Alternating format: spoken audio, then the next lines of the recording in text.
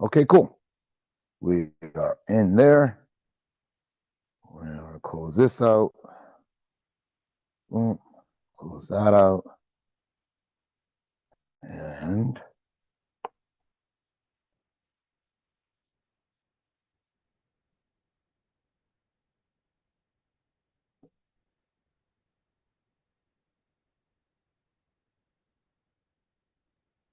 cool. How we all doing, everybody?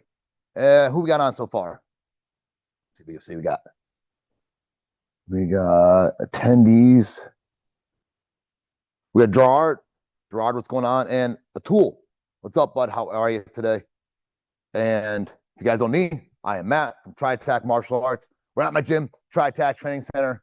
I've always got, I'm gonna move this chat down so I can see. I always got my good buddy Leon here, who helps me out with a lot of different things. Leon is a lifelong martial artist like myself, deep background in Wing Chun, Japanese Jiu-Jitsu, and Brazilian Jiu-Jitsu. So today's topic, we're working on clinch and controls, as well as combination of sport and street and a bit of survival. Maybe we'll grab a weapon or like a dummy knife or something like that to play around with it.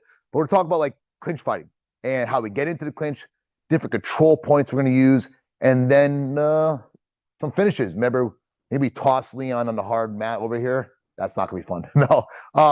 But we're some controls, maybe little throws or takedowns. We can kind of set them up a little bit with Bob, and then some finishes, like some breaking concepts or like escaping concepts. So clinch fighting is a big thing for us at Tritac.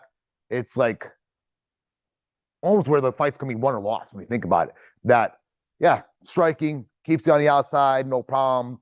But when you think about, even look at boxing, some of the best striking art in the world, arguably, that eventually they end up in a clinch and the referee has to separate it. So in street combat, survival combat, the clinch is just there. And I firmly believe if you do not know what to do, once you can get hands on where you're going to control your opponent or your training partner or your sparring partner, whatever it is, that you will fail. So that's our topic, and let's have some fun. So before I get started, I wanted to check one more time. Have any of you guys gone in the last sessions? I know Mo's been, Kiefer's back. What's up, boys? How we doing? Good to see you. Yep. Love it. Good to have you back, guys. Yeah, these are small and fun, but I have a good time with them. And I'm also going to check on the YouTube. We got good morning, afternoon from London. What's up? Yaz. Good to see you. Can I get both at the same time here? And maybe not. I can. Oh, it's getting good now. Okay. Yeah, this is our third or fourth good morning, Swigs on YouTube. Yeah, this is our third or fourth live stream we've done on Thursdays. I'm arguing fourth. Yeah, these are fourth. And I think we're getting better and better at it.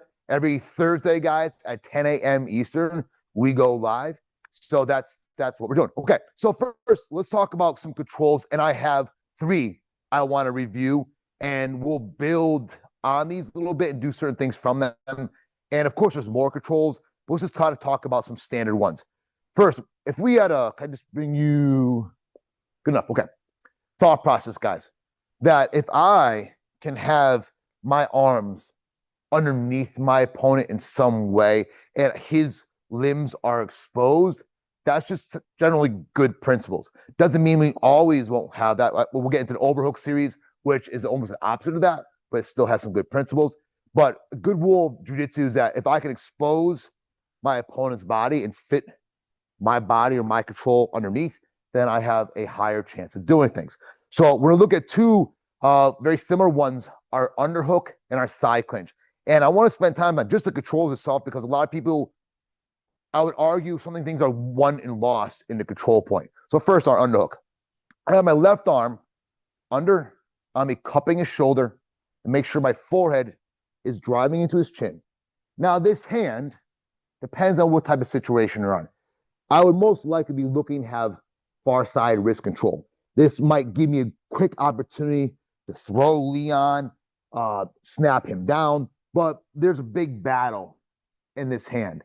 So if I was going to make it stronger for myself, we were actually working on this class last night for you guys who are in my session, that this hand would change we call it like a frame clinch. It could just be me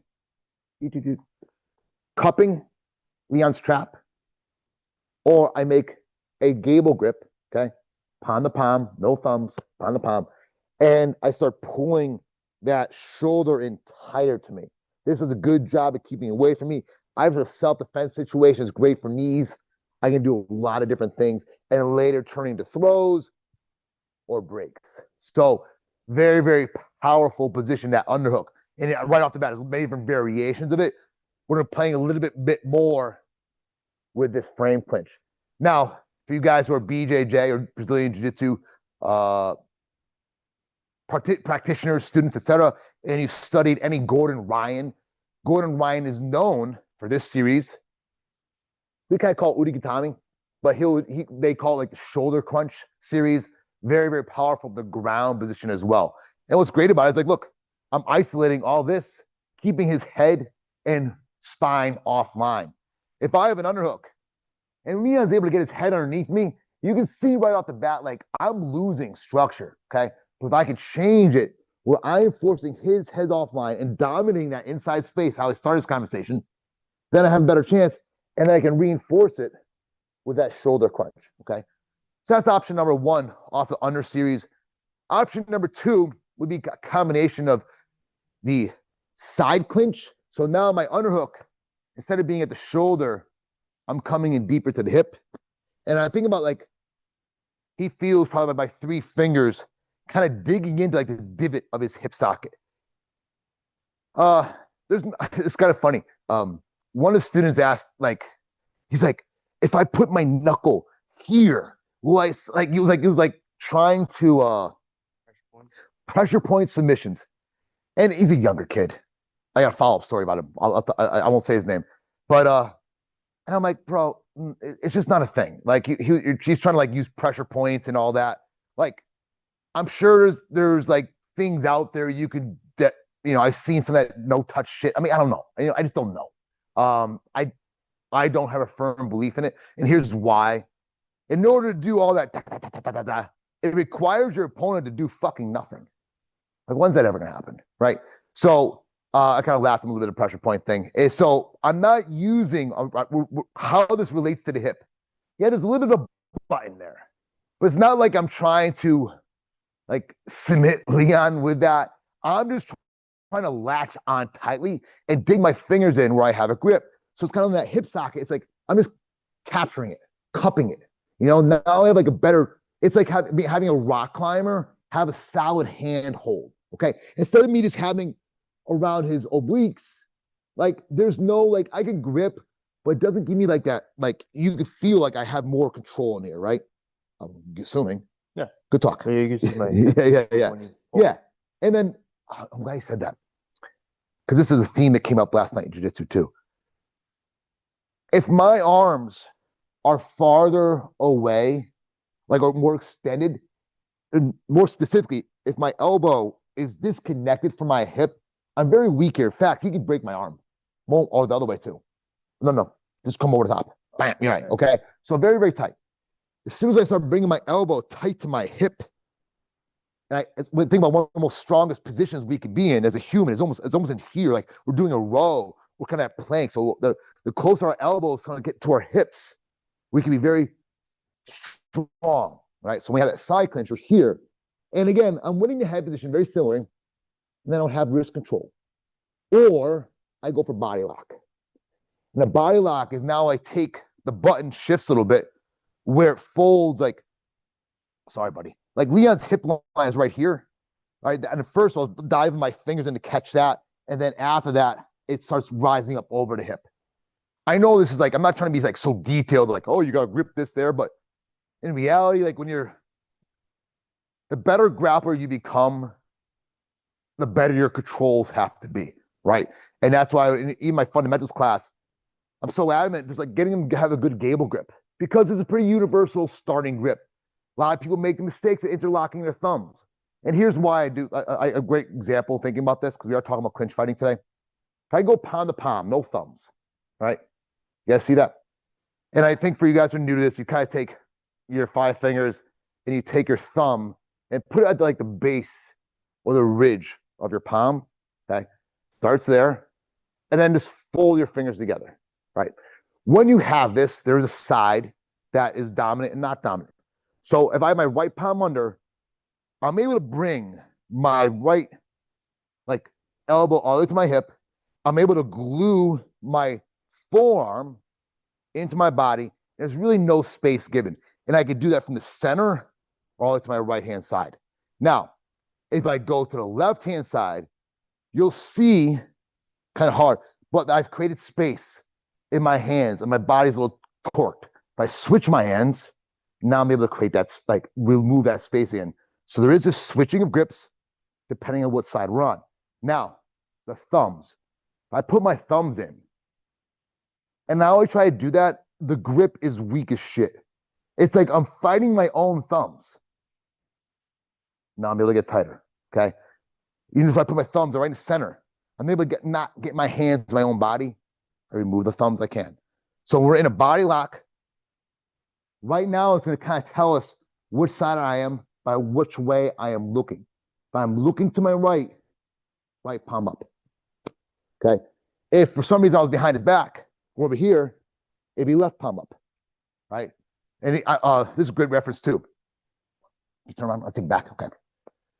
I had a student who was working Tani Toshi the other night, and his grip was aligned on his right hand side, which means he should have been looking to the right.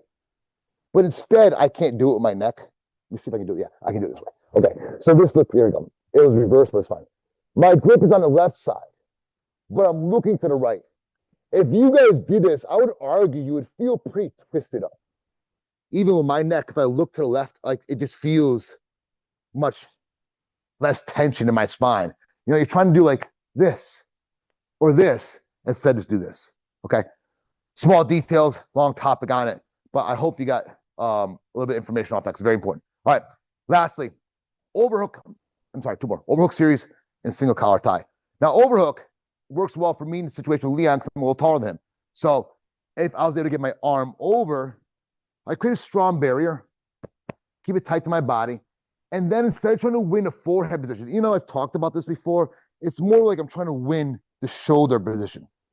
Now, if his shoulder is kind of gets like into me, it like forces my back, he starts taking me offline. If I'm able to start rolling my shoulder over, and it should feel very similar to like throwing a punch or throwing an elbow. That's why I talk about body mechanics, is it's everywhere. Like I'm doing the same mechanics as I would throw a punch as I would to like reinforce my whizzer.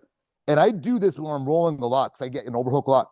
That I make sure like I'm like sinking with this hip. Like this leg is very light. All my he is my other leg. So sometimes it has this like this stumble step where I never really get solid in a stance because he's going to carry my weight. So it's interesting. I love the overhook a lot. It just works for me. Okay. And lastly, very common. Oh, my fault. Overhook frame clinch here. Okay. Now we had an underhook frame clinch, which was similar. And we made a gable grip. Now we have an overhook frame clinch. I'm either pushing his head away or I'm making a figure four grip. Okay. So the hand pushes into his neck, palm forward. I'm like palming his jugular. And then my other hand on the top. And it's like I'm like crunching. Very, very strong. Very, very powerful. Okay. So now lastly, single collar tie, old school wrestling. And this is I believe there's one initial like controlling or like thing you should really learn is a good single collar tie because it's so natural for people to be grabbing your head and going after your head. So the better you learn head pummeling, head control, single collar ties and all that, the better you'll be. So simply the way I like to teach single collar ties, and you wrestlers out there, listen, I don't need to teach you this. You know what I'm doing, but let's just say for you beginners who never really got into wrestling, let's talk about it. So first, I like to line up, if I am right-handed and I'm thinking all around combat, I'm going to line up my left leg forward, okay? Now my right hand is my single collar tie hand. And that is typically going to be cupping the base of his skull. Like he has a hairline, and I'm trying to cup right at that base. The lower I go, the stronger he is. Makes sense? Okay. The goal of single collar tie is to really be heavy on his head, get his head offline. And there's many variations I may use to be heavy on that head. So I'm in my right leg forward, left leg forward, and I have that collar tie. I want you to think about your hands. This is very important later when we get some dirty boxing tactics. That your hand actually is like a hook. It's like hanging on something. Like I'm hanging on his head. Like what's the like weights you put on? Like trying to say like no, you don't know. Like you're hanging something. Okay. And I'm hanging off his head. Oh man, I'm trying to think of a great analogy. I can't think of it. Okay. Now we reverse it. Other side. Because we're training, he would do the same thing. Okay. And now we kind of get in this equal battle. Now, because again, we're training, my hand would come over and his hand would come over. I could better this position by having inside bicep control or chaining into a tie clinch, right? So the single collar tie is a very universal entry or position. Back again. Okay. I can start bumping through and getting to my frame clinches. Okay. I can start coming over and getting to my overhooks. So the single collar tie is, universal, like checkpoint, universal position that you almost can't help being in. When I talk about ground-based jiu-jitsu, this doesn't relate purely, but it relates a little bit. There's a position called half guard. And no matter what guard you play, throughout ground battles, rolling or fighting, you are going to be in half guard. It's going to happen. Whether someone's passing you, whether you fell, you got one leg in, one leg out, whatever it is, you're going to be in half guard at some point in time. So I believe it's one of those things that you have to actually get really good at, because if not, you have a lower chance of surviving ground combat. If you're comfortable in half guard and comfortable with variations and comfortable using it to get out, it's kind of like a glue to a certain degree, or like a connection. All right. So let's stop on the connections so far. Any questions, thoughts, curiosities? Let me know. What we got? Anybody? Oh, there's something in the chat. You see him? Check it out.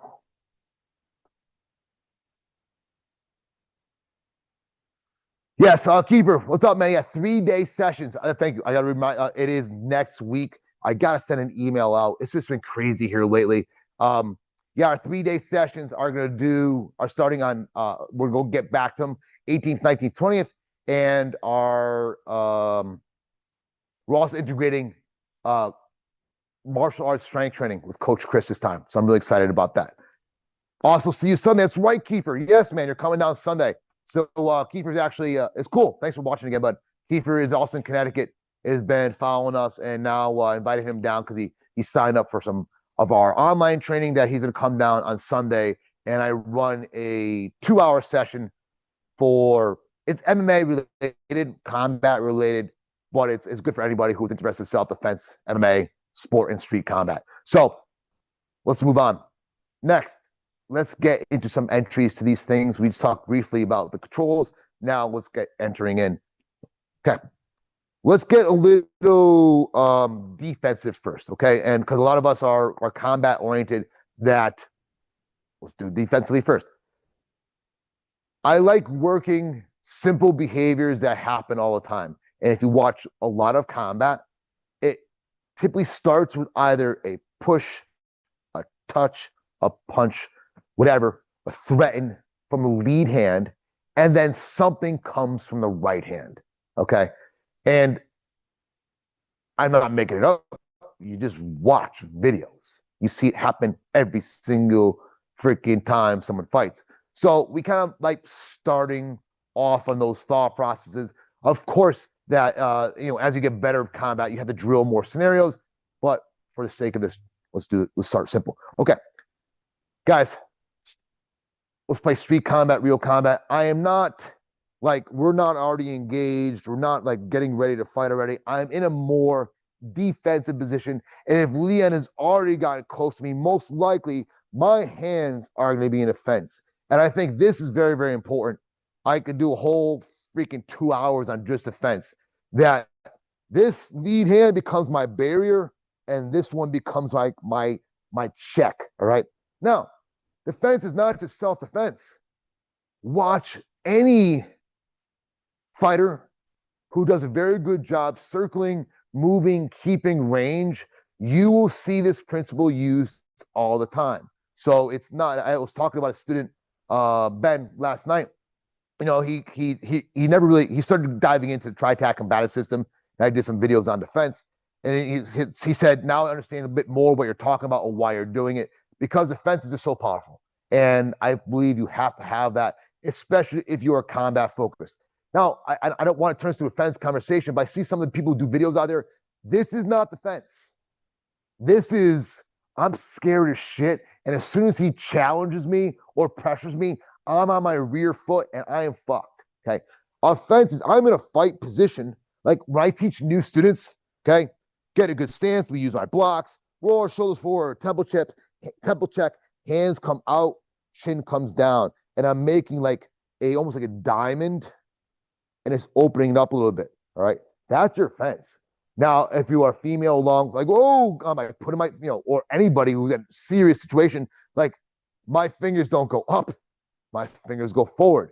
Who did Tom Aspinall? What took two? He fought Cyril Gahn 2 weekends ago, and he got a double eye poke. Gahn was just keeping distance, whoop, found his eyes. Couldn't help it. Fence works all the time. Okay. So getting back to our fence, Leon's gonna throw that jab and a cross, and we're just gonna blend in with a parry, then a level change to a neutral frame. One of the simplest tools we can have. Okay. So he throws that jab, cross, parry, boom, and I'm crashing down. All right. I want to not be in the same plane of that punch. As long as I am, hypothetically, okay, underneath this plane, even with just my forehead, I'm okay. I do not want to be caught here. So even when I'm doing this, or parrying, like he's coming through. And most people in aggressive, violent combat are sending it, right? I can't remember if I talked about this before in the last live stream, but I still haven't published this video yet. I have to, but I did Matt in a car episode of it. But we had some kids who wanted to spar in the cage 2 weeks ago about that. And it was just like, you're watching these kids try to street fight. It was just insane. Like no control, just swinging. Like there's just nothing. It's like, oh my, and it's just, yeah, that's how people fight sometimes. It's kind of funny. I had another kid last night, same kid who acted off pressure points. Like, I didn't know he started rolling, but like, we have a very, very new person here. And this kid, I was watching over there, grab that very, very new person. Because I think he knew he was very, very new. And I hear this, I look out of the corner of my eye. This kid's got him not even a rear naked choke, but is trying to pull his head off the ground with murder in his eyes. I'm like, yo, stop. You're done, man. What the fuck? And like, he stopped, wanted to roll again. Tell them calm down. If I see that behavior, I can't trust you, et cetera, et cetera. So I give him one of our stud teenagers, because the kid was not big, but he was like athletic, but wasn't huge. And so I gave him one of our stud teenagers, and he just like kind of went crazy, like wasn't playing. It was almost like right off the bat, he's going wild. And then was trying to get an arm bar. Now this kid was comfortable, knew what he was doing, like meaning the young teenager was comfortable, he was getting out of it. But I look over and he's growling. I'm like, yo, you're done off my mat. You are not allowed to blah, blah, blah. Train right now. I can't trust you, et cetera, et cetera. And then he comes over. He's like, I have a calisthenics background, like weightlifting. I'm like, you got to breathe when you lift. I'm like, I'm not sounding like cocky. I'm like, bro, I used to compete in strongman. Like I'm certified in 8 million things in strength training. It's been a huge passion in my life. Like I get breathing. We all breathe, but it's not about breathing. It's about your like murderous intent. You're in a street fight right now. You're in a real fight for your life. And they're just training, man. And he's like, I'm sorry. Can I try one more time? I said, yeah, you can try one more time, but I'm gonna have to give you someone who knows what they're doing, because I can't trust you. And you got to learn a little bit what's like kind of what it's like because he thought he was Billy Badass. You could tell already. And so I gave him one of our studs, who is Patty. But I gave him Patty. And I said, Patty, you have complete freedom. He looked at me. I saw other guys look at me too. I said to the kid, like, listen, he's gonna go. All right, you want to go for real? He's gonna go for real. And so, I mean, Patty did Patty shit. Just what 5-minute rounds. Probably submitted him 6 times. So I told him to take a pause, and then he wanted to go against Patty, and then Patty just kind of treated him like food. Now I know that might sound harsh in what I'm saying. That while Matt, like your respect first environment, blah blah blah. I'm like, yeah, respect first environment. I was respectful, like I did, and new beginners don't go with each other, right? They have to talk to me if they want to roll. I do control my environment, but when respect is broken and you're now trying to hurt 2 of my students, like I don't want to say you got to get taught a lesson, but you guys see what this is. Now I watched Patty go with him, and I trust Patty beyond trust. I know he's not going to truly hurt him. And if you watch Patty, if you took Patty's competition rolling to what I saw, like he was like 70% of what he would normally do. He was just like having fun, but like also going after him. So it's you gave the guy many chances, could have kicked him off the floor. You're right. And I have done that. Those 2 idiot kids I had in the cage a few weeks ago, like, yeah, they weren't allowed back until they had kind of done some things. And this kid, will see if he becomes a true student or not. I am more protective of this environment and the people around it than trying to feed someone's ego. You know what I mean? Where can I watch the replays of this? Is there an end structured set of videos? I like practicing nails with my coach. Yeah. So I haven't, I know I just jumped into another conversation. Yes. We do have a huge system, the Tritac combative system. It is a full-blown curriculum of what we do in all my 35 plus years experience, plus my coaches, plus other people around. It's not, again, Tritac is not just me, it is a collaboration. And so we have systematized something that has almost taken me 20 plus years to finalize. I finalized it probably like 6 months ago. And what helped me finalize it was I took about year and a half-ish off, almost 2 years now of like hardcore training. I had to spend more time on a computer, and I was able to really think about things on a much deeper level and take all my crazy notes and crazy documents and crazy curriculums we've had over the years and start putting them together. So yeah, you can find all that in our Tritac martialarts.com website. But I do have, I'll offer it later, but we do have a new, we call it Evolution Kit, where you guys get 3 months access to the Tritac Matrix. That is all of our daily videos. We have, I don't know if you guys see this, the cameras over there, cameras over there, cameras over there, camera in the cage. We live stream every single class here, so you get access to those. Then we also have our newly updated Tritac combative system, and that is what I was talking about, which is you just basically get full access to the whole thing. So there's a link called tritacmartialarts.com/kit, KIT, and you will find more information there. And then Gary gets up, Gary Bear. Love Patty being a regulator. Yeah, Patty is a regulator, but it's kind of funny. Most of the time, like, Patty, Gary, he's playful, right? So if I give him someone new, most of the time he plays like fun, light possum. But when I said he had freedom, he was good to go. And it's kind of funny. Zach, one of our fighters, we were chatting after class. He's like, I heard you say Patty freedom. And I was like, what does he mean? Like, are you sure? Like, someone done something wrong. I'm like, yeah. Okay. So I got a little off topic there, but it's very important. Okay. Thank you, mate. Got it. All right. So he threw that jab and that haymaker, that cross. Boom. We crash. Now, very simple. I get right to my underhook. One of the simplest transitions. It's like conceptually, I'm coming low. Sorry, yeah, my fault. Boom, I'm coming low. Okay, I'll come out in front. And then I'm just getting back to a good stance, and I'm easily able to fall into that position. Now remember, there's a lot of aggressive energy coming from him too. So it's going to feel like a crash for him. And what almost happened with Leon, same thing.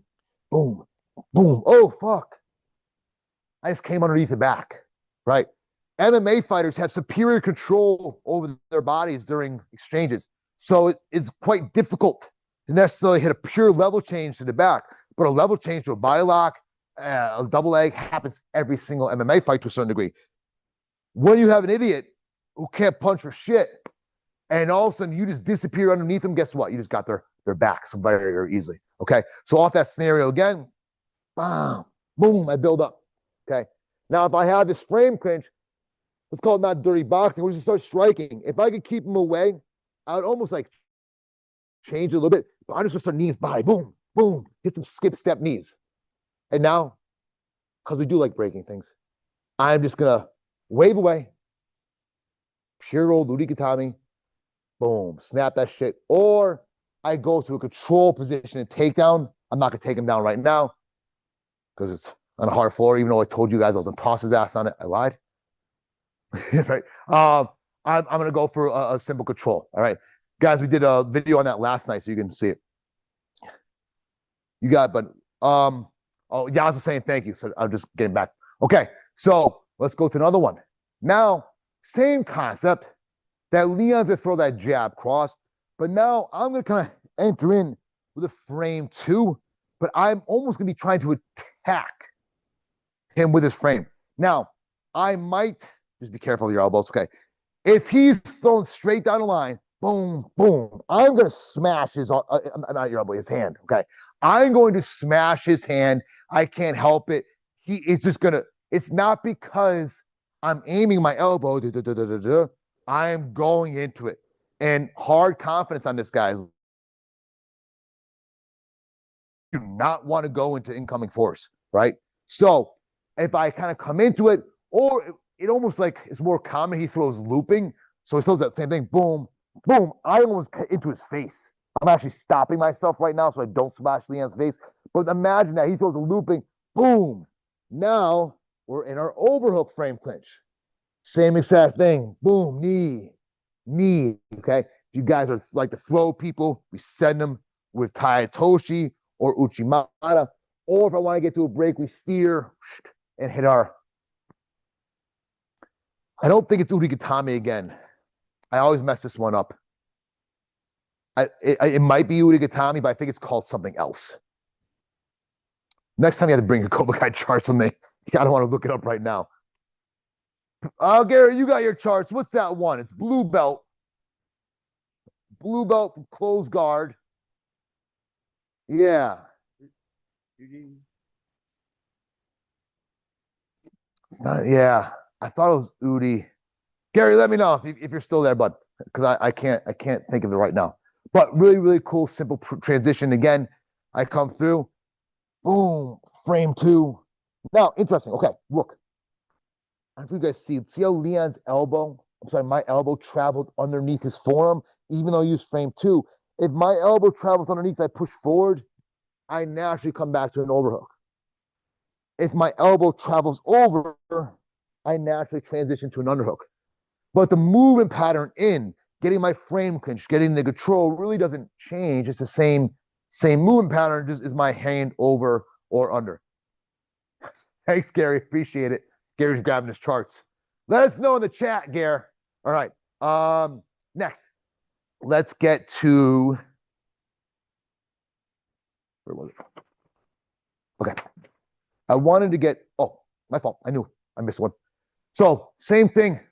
We're going to use that neutral level change to get to the body lock. So same thing, boom, I crash and I go right through, all right? A good thought process on your crashes, guys, is like, put your like hands here.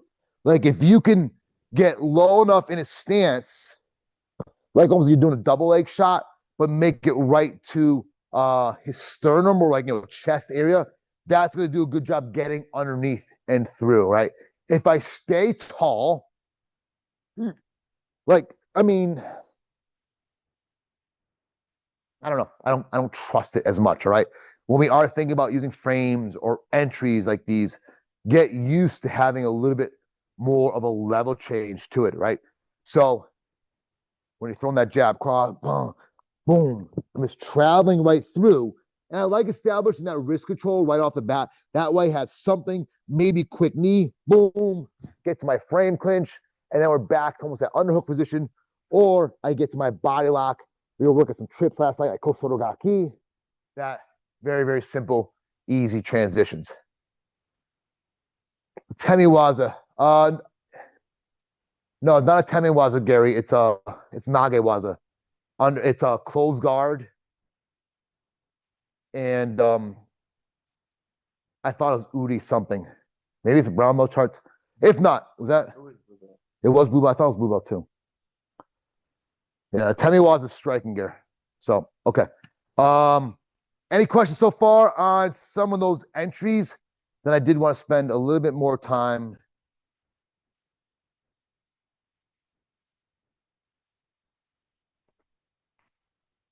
I don't think it's Gatami. Udi Gatami. I think it may, yeah, whatever it is. Okay. I'm not gonna worry too much about it. Next, you guys don't care if it's Japanese jiu-jitsu terms. I have a hard time with it anyways. Udi Gatami. Yeah, I guess it is Udi Gatami. I was right. I thought it was different for some reason. Okay, cool. So guys, let's talk about first some dirty boxing, or let's say called dirty striking. And going back to Japanese jiu-jitsu or combative jiu-jitsu, I feel like this is sometimes a missing piece.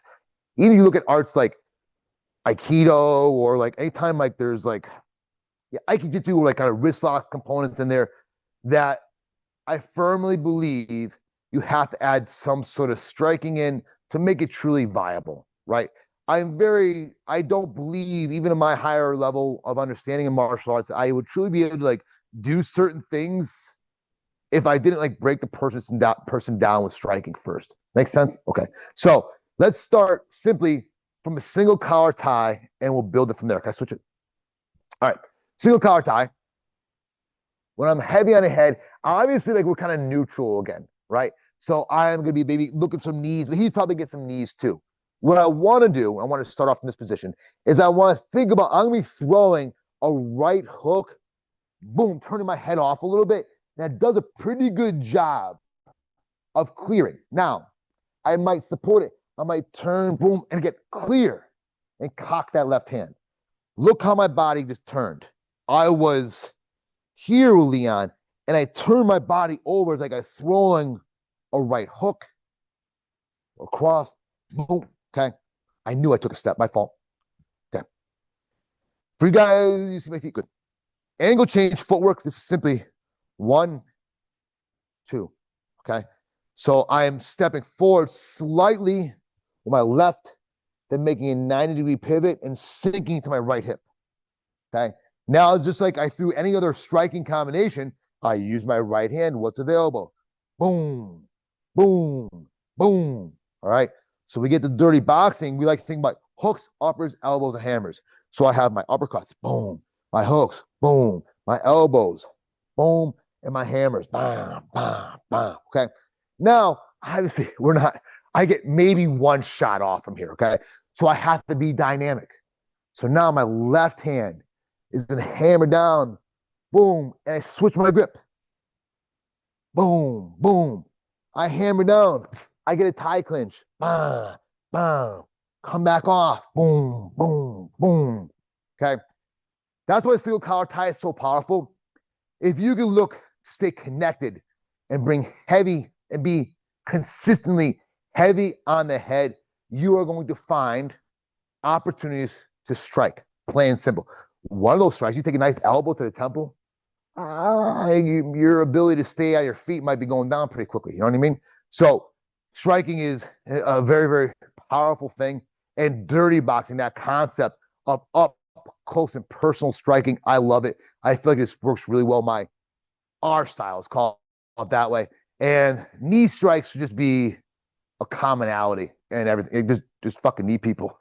Like I can't, when I'm coaching fights, I feel like yeah, it's not true, but I am like cueing knees a lot because sometimes we forget that they're available in these moments in time. Okay. So dirty boxing is a very, very powerful thing. Now, of course, I have my underhook. We talked briefly about knees before. Boom, maybe I made that transition. Okay. Now I wave them, boom, crash back in. All right. I could even start let's just keep simple. I could go back to hooks and uppers or uppers and hooks, but I would argue that your most success is going to come from your elbows, even short bam, bam, elbows, maybe hammer to the back of the skull.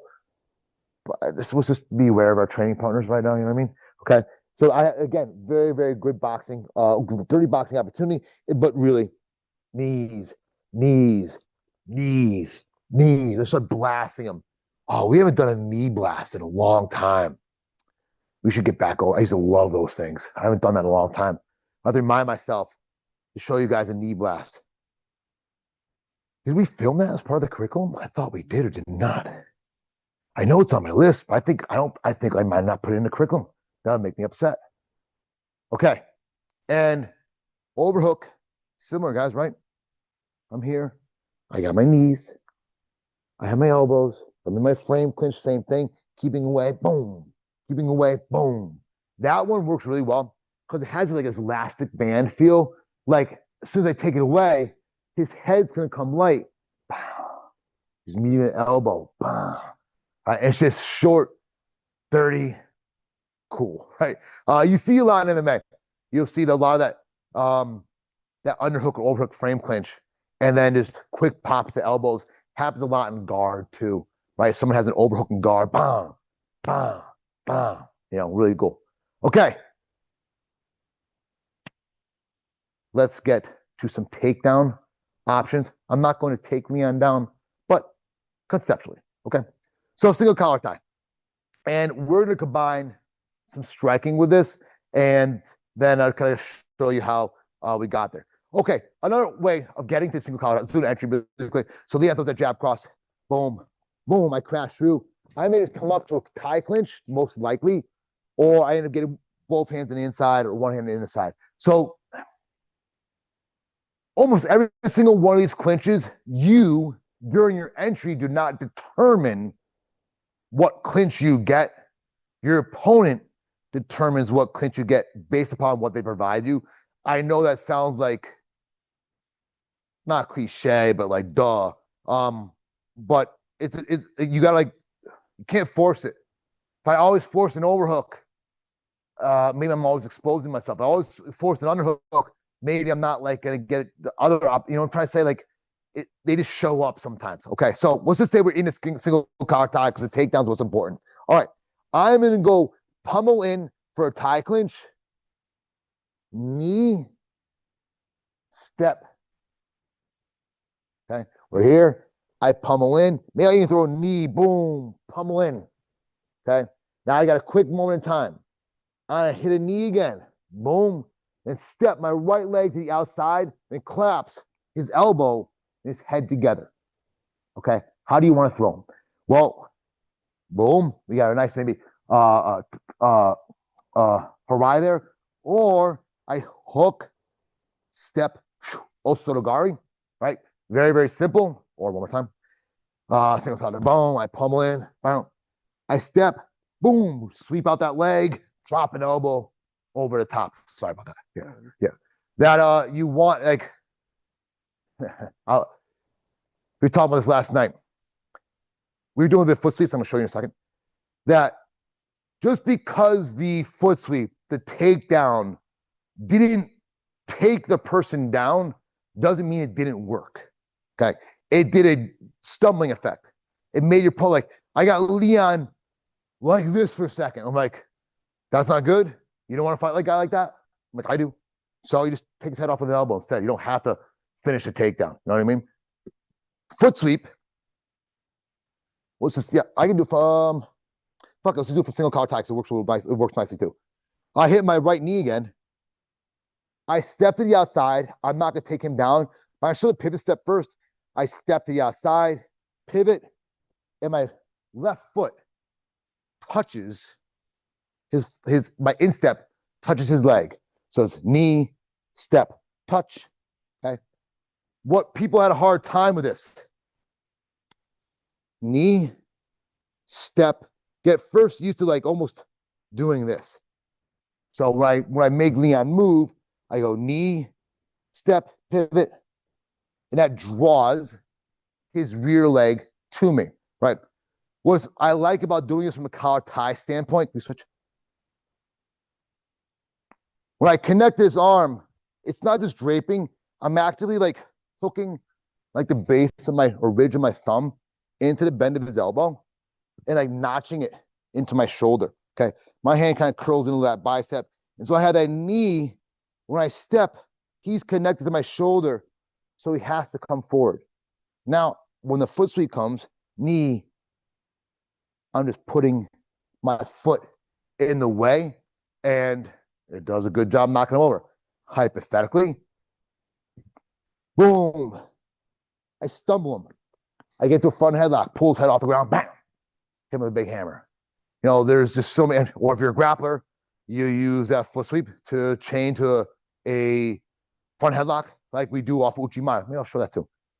The some of the core tenets of Tritac when we get into the back, other than like dominate the head, heavy on the head, that I have my students working a lot from collar ties, snap downs, front headlocks, chokes, because for lack of a better word, simplicity, you know, it's just makes sense. That's the major thing. If we can get a hold of that thing, we can do some bad shit. So, you know, get to the head, heavy on the head is a big thing. Okay. Thoughts, questions so far? How are we doing? We got a few minutes left. Curiosities? What's up, Johnny? Good morning. Johnny's walking in. He says hello, everybody. Gary, Johnny said, fuck you. He didn't say that. I pretended to say that. Okay, let's go on. Yeah, so from underhook. Now, when I am thinking takedowns, especially for some beginners out there or who have like less takedown experience, be simple, right? So if I got my frame clinch, one of the simplest things to do is get used to using Uchimata. I use that Uchimata, boom, kick it out. And due to the nature of that shoulder crunch, I'm gonna be kicking, like pulling down on it, and it is absolutely gonna like almost roll this shoulder over the ground. Now, the crazy thing, or the thing that your uke has to be aware of, is watch what Leon does for a second. See what he did with his left hand? How I put it on the ground? I am controlling it, so he's balancing with me, and he's putting his hand down to keep that balance up. But what he did is very common and instinctual. That if someone's getting thrown and I am not controlling this wrist, they will reach out for that hand as almost like a natural, to stop it happening. Twice in my life, I've seen the bone snap from that. And you can sure you find tons of grappling videos that's happened. When someone gets thrown, they reach out on the ground, all that weight and energy comes down, something has to go. Okay. So ukes, when receiving these things, be aware of that. Okay. Take a good fall. But understand if you're in true combat, I don't give a fuck. Right? Well, it sounds callous, but you tried to hurt me. If I'm doing that type of throw on you or trying to take you down and you reached out, yeah. Cool. Don't threaten me a good time. Johnny is easy to throw, nice and light. I think Johnny left. I would encourage, we get a YouTube battle going on. All right. Yeah, who wants to see Gary versus Johnny on next week? Gary's like, I'm in. Put me in, coach. Okay. So overhook, same thing. Great. Uchimata attacks. Love chaining this to the front headlock.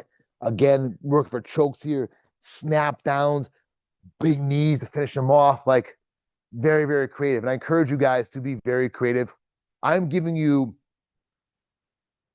tastes of Tritac. Here's some of my thought process. Here's what's top of mind. I like doing these things because I'm just kind of like, I come in with I didn't type it out today. Like my list is like pretty rough, but it was just like, I like doing these things. So there's like top of mind, what I'm thinking of, what I like, what is just kind of fits into this methods. Okay. All right. And then I wanted to finish off with some breaking concepts. And I did these briefly, but as a little bit of a bonus, let's use some of what I did last night, the 2-on-1 series, because I think this is cool. You might have fun with it. All right. So let's start from that single collar tie again. And it would work for two things: the Russian, where I have wrist control and my under bicep control, and I'm almost like teed off to my opponent a little bit. I wouldn't want to do this, okay, in this particular situation. All right, that's number one. Number two is I work the walking autonomy control. All right, similar to the Russian, similar wrist position, arm over, other leg forward. Okay. Russian, arm drops, pin, shrug, catch, whoop, whoop, fall in. Guys, I'm not going to go, if you're interested in Russian, I did some deep dives on Russian. Check it out on the channel. Okay. Then walking autonomy control, same thing. I just don't drop the arm. Boom, boom. We fold in. Now, Russian, great for takedowns, great for entries to the back, all those things. One of my favorite wrestling positions, okay? We can make it a bit more dangerous and fun by getting a Udigarami lock, right? Right now I have a figure four lock where we can start throwing him. I can start pressuring him down. I can use it to drag him out.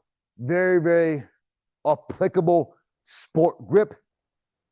Not necessarily a breaking grip, okay? Now the walking autonomy, okay?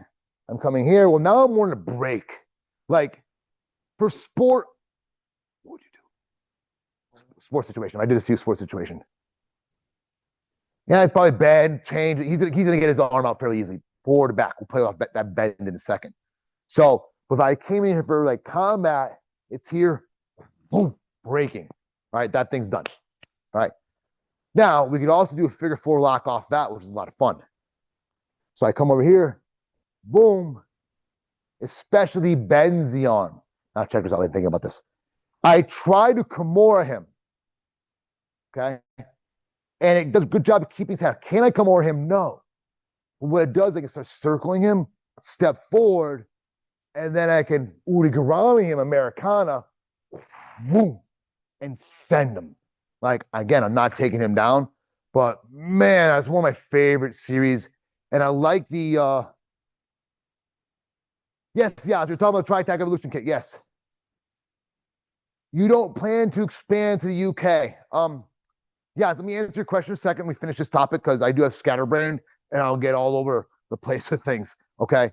So here, when we come over, boom, I'm almost planning to make that figure four grip because if I keep loose here, it's easier for him to get out, right? I'm going to lose it. So my thought process, when they come over, I'm already trying to build in. And then I'm taking his, like, if I think about keeping his elbow in my center line, I'm taking his hand, trying to steer it to get that shoulder lower, okay? Now, I may even start getting him to step. But if I don't, it's okay. I need a bit of Aiki Jutsu footwork when I step forward my right leg. Now, watch my left elbow. I either fold it over Leon's, keep my elbow tight to my body, and then think about elbowing him in the right. Maybe I even turn this into an Osotogari. Maybe I turn this to a hip throw. Boom.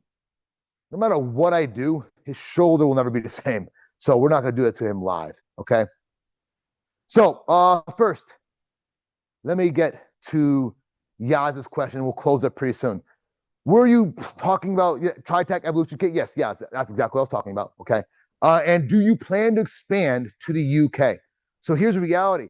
I do have a lot of people talk to me about becoming Tritac affiliates, coaches, leaders, all that. At least once a week, 2 people, okay? And that's been going on fairly consistently lately, maybe a little bit less beforehand. And here's the nature of it. Yeah, I would love someone to start offering the Tritac methods, combative system at their location, without a doubt, okay? I would call that a Tritac coach. Someone who already has, it doesn't need to be something like this, an established location where they are teaching and they're looking to bring in the system as an add-on or supplementation or whatever to what they're doing so people could take Tritac classes, plain and simple. Now, if you don't have a school yet, you're not teaching anybody, well, it's very hard to do to go from nothing to all of a sudden having a school where you can teach people, right? So I run a program called Tritac Leaders, which is about taking people who have no no students, no business, etc., and not start helping them gain their first 5 students in 6 months, and then start building in to having a true like business location, whether it be a side hustle, all that. It's using the exact same path that I had gone through over the past 18 years. I started teaching a small group of people as a training group. It worked so well that I started teaching my neck surgery, my neck injury back then, and supported that. But I started teaching. After I started teaching, I grew up a big enough base. And I was able to bring in Formiga, my Brazilian Jiu-Jitsu coach. Then we exploded in that place because now we're doing Cobra Kai Jiu-Jitsu, Brazilian Jiu-Jitsu, and combatives. Then I had to go to my next place, the Jiu-Jitsu and Strength Academy, the old school JSA, the green mats. If you ever saw that on the video. Well, I was there for 5 or 6 years, and that exploded. And then eventually came into this place, Tritac Training Center. It was called the Cage JSA before that. I had a partner for a little while, but we have since moved on in life. And then once I bought him out a few years ago, I changed the name to be what it's supposed to be, Tritac. And so I personally will never open another location again as long as I live. I want to focus more truthfully on the brand. Sounds like a weird word to say, I guess, but that's what I want to focus on, like what Tritac is overall. YouTube, using this as a training ground, as a testing ground, having people come in here. I want to focus on getting more involved with the community online, getting to know you guys better. Like this is like, I feel it in my soul, like this is the right thing to do. So I would love someone to open up a place or start training people. I don't care where you are. If that's like what you're into, like hell yeah, I'm into it too. There's the discussions have to happen, right? There are people like Bobby Hedrick right now, he's one of our first major leaders out in Oklahoma, is doing a really good job teaching at JKD school, and he's on that path. And there's no like Ryan Hurst. He's taking a break from Tritac because he's really focusing on his judo. But man, he built up a really solid training group out of his basement. He has a cool basement, nice dojo down there. We has a lot of people come down. So yeah, I mean, people could do this, but I am selective, meaning it's got to be the right person.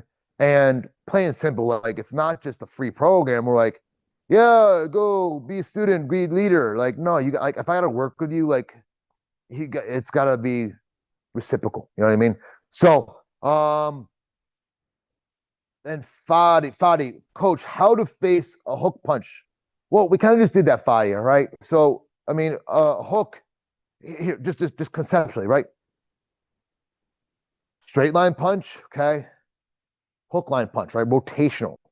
But a lot of times when people fight, it just kind of looks like both.